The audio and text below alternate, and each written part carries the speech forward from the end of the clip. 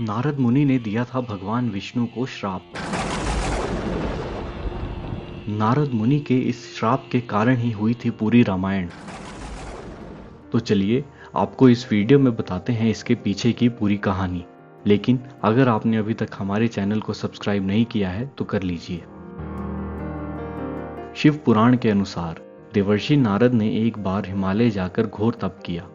तब उनके तप से भयभीत होकर देवराज इंद्र ने कामदेव से उनका तप भंग कराने का प्रयास किया। कामदेव नारद का तप भंग करने में असफल हुए।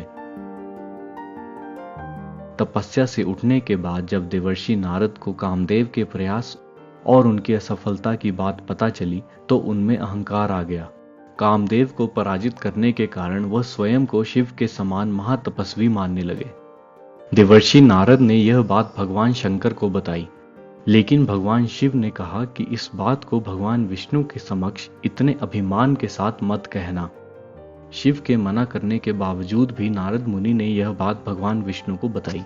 तब भगवान समझ गए कि नारद मुनि में अहंकार आ गया है। इसे खत्म करने के लिए भगवान विष्णु ने योजना बनाई। नारद मुनि भगवान विष्णु को प्रणाम कर आगे बढ़ गए।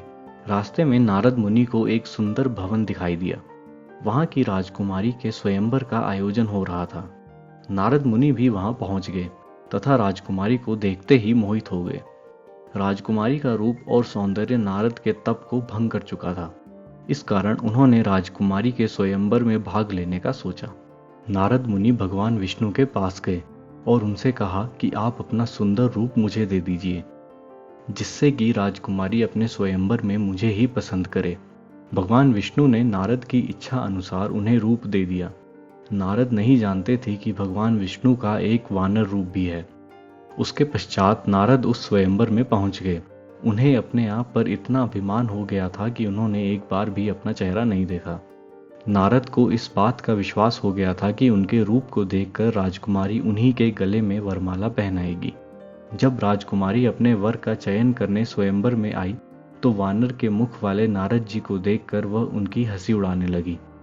तब नारद जी परेशान हो गए और यह सब सुनने के बाद जब उन्होंने अपना चेहरा वानर के समान देखा तो वह बहुत क्रोधित हुए।